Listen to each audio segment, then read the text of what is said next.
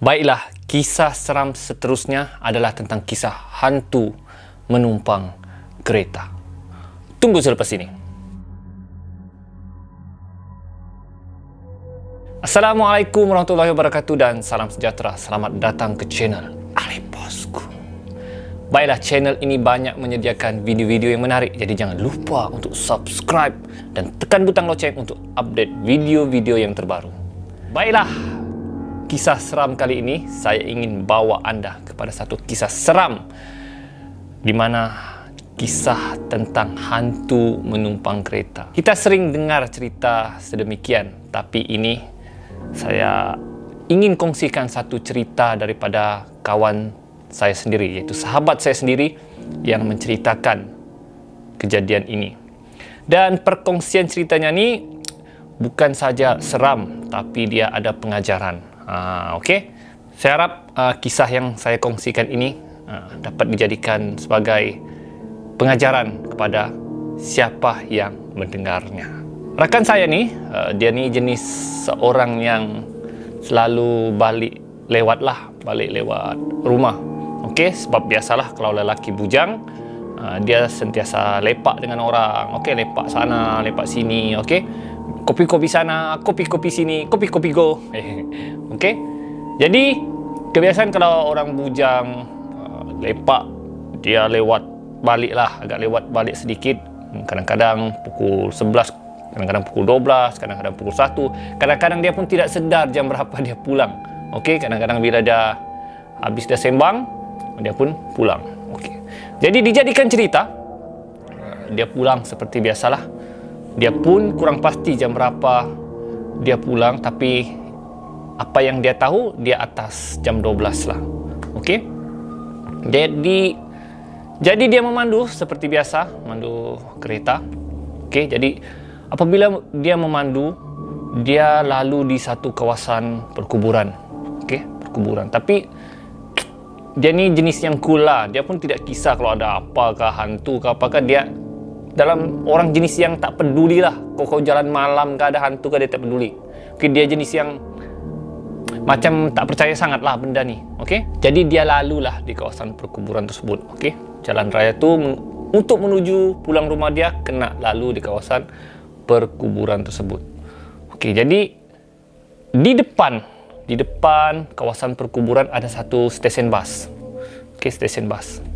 Jadi kawan saya ni pun memandu seorang. Memandu. Dia nampak ada seorang perempuan tengah menunggu di stesen bas tersebut. Okey. Jadi oleh kerana tengah malam ataupun atas malam, jadi dia rasa kasihan lah ataupun tertanya, siapakah perempuan yang menunggu seorang diri di pondok bas di tengah malam.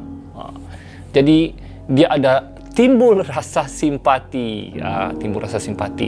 Mungkin ialah kasihan lah kan. Kita pun tidak boleh beranggapan itu hantu, tak boleh. Mungkin kalau kita akan ada rasa sedikit simpati, empati, tidak kira lah siapapun yang menunggu di stesen bas pada tengah malam, mungkin kita akan rasa simpati lah. Kita akan ingin bertanya lah, ataupun kita ingin tumpangkan dia untuk bawa pulang ke. Jadi begitulah mungkin hasrat kawan saya. Dia nampak seorang perempuan di stesen bas bersendirian. Jadi dia pun perlahankan kenderaan dia tekan signal, tik tik tik tik tik. Okey, dia ke tepi dan menuju ke pondok bas berkenaan. Kemudian dia pun turunkan tingkap dia. Okey, dia turun. Kemudian dia tanya, "Dek, kenapa adik seorang-seorang ni? Adik nak tumpang kah? Abang boleh hantarkan?" Pertama, perempuan tu tak nak layan lah. Dia buat tidak tahu. Okey. Kemudian kawan saya tu cuba macam tunduk dan perhatilah. Dia tengok perempuan tu rambut panjang, berbaju kurung. Okey, baju kurung macam corak bunga-bunga lah. Okey, dan cantik. Jadi oleh kerana perempuan tu cantik, kawan saya mungkin okey, mungkin dia ini peluang aku untuk ayat biasalah. Biasa kalau lelaki ni. Ini peluang untuk aku ayat perempuan ni. Jadi dia pun menunjukkan dia ni baik hati. Dia ingin tumpangkan juga. Dia cuba usaha semampu yang boleh untuk tumpangkan perempuan cantik tersebut. Yalah, perempuan cantik, ya, cantik. Sudah dapat peluang di depan mata. Inilah peluang kau untuk tumpangkan, ataupun orang cakap untuk kau ayat lah. Kalau dapat, tahulah kan. Cuba kalau dapat, mantap bosku. Dia cuba sekali lagi, dia ajak. Dek, tak bagus nih malam-malam kau sorang-sorang di sini. Kalau kau ada masalah, biar abang tolong. Jom naik, biar abang tumpangkan. Bahaya kau nih tinggal malam-malam. Betul juga lah kan. Tidak baik nih perempuan di malam-malam. Jadi perempuan tu pun akibat pujukan, dia pun naik kereta tersebut. Pop, dia buka. Kawan saya pun tersenyum sampai ke telinga. Awek cantik, tumpang kereta, minta dihantar. Bolehlah berkenalan. Okey. Jadi kawan saya pun bersemangat lah. Okey. Yes, dengar. Dapat awek. Okey. Jadi dia tutup kereta. Bila perempuan tu masuk saja, dia tercium satu wangian yang harum. Memang harum lah. Okey. Jadi kawan saya pun bersemangat lah untuk hantar dia pulang.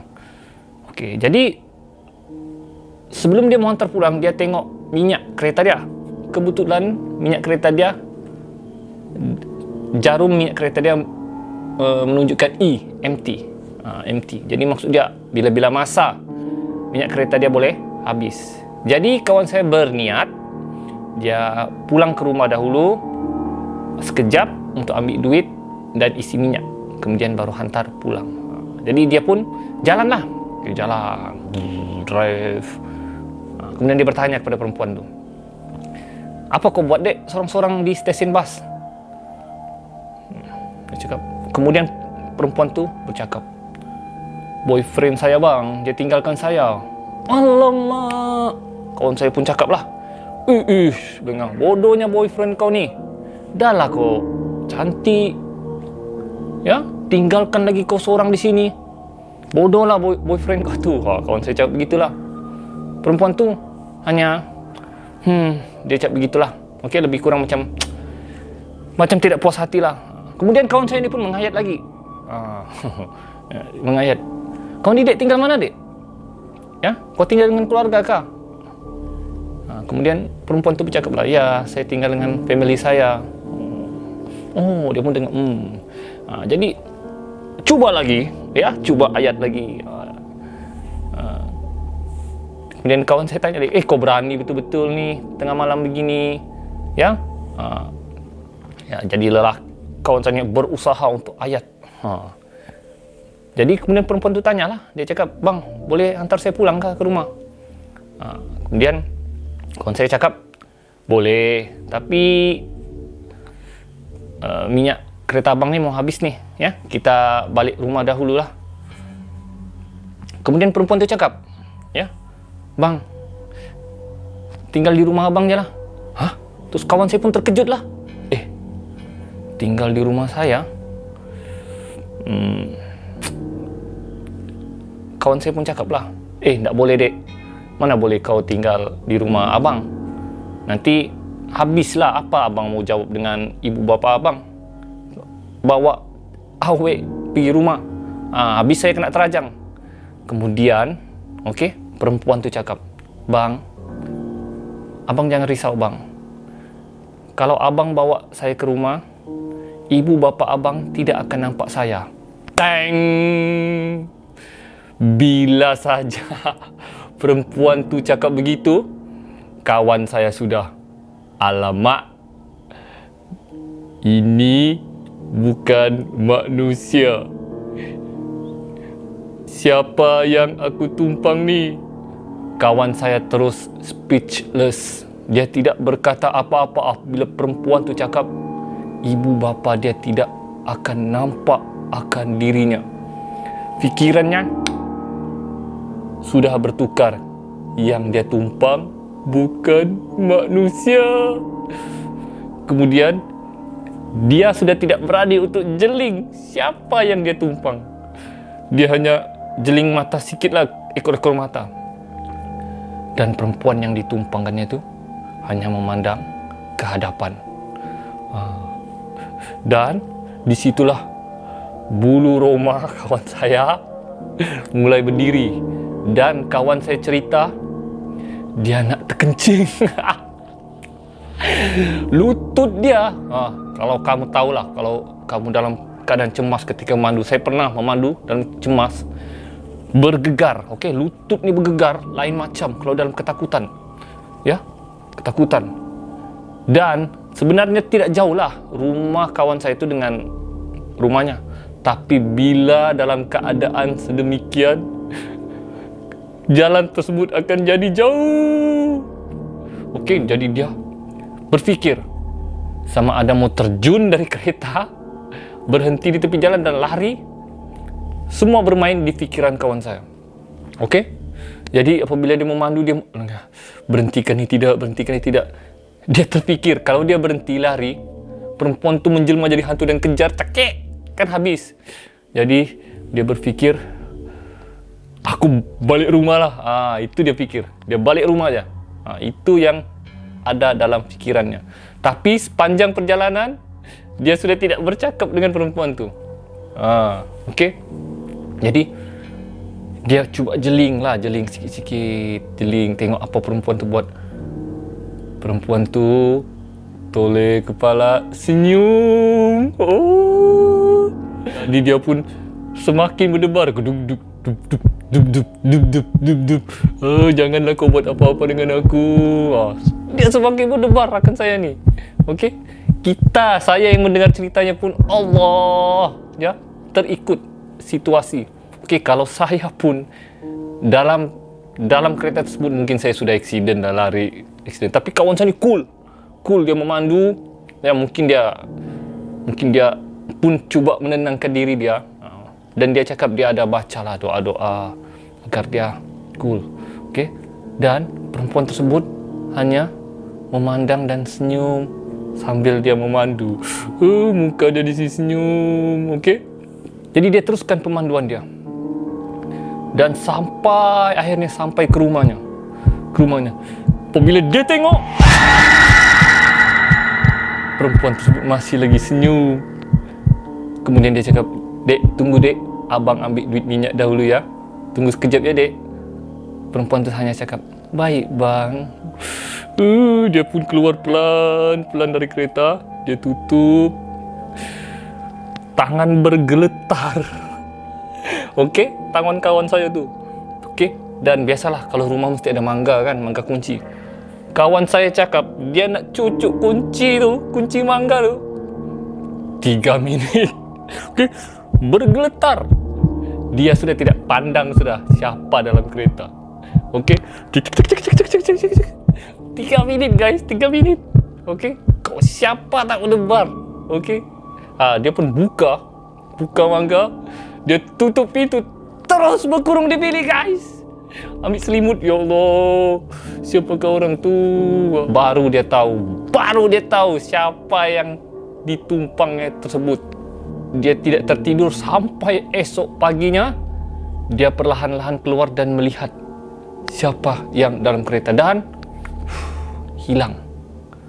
Sama ada orang tu sudah jalan, sama ada orang tu lenyap, ataupun orang tu keluar cari tumpang kereta lain kan, naik bas. Kalau dia orang lah.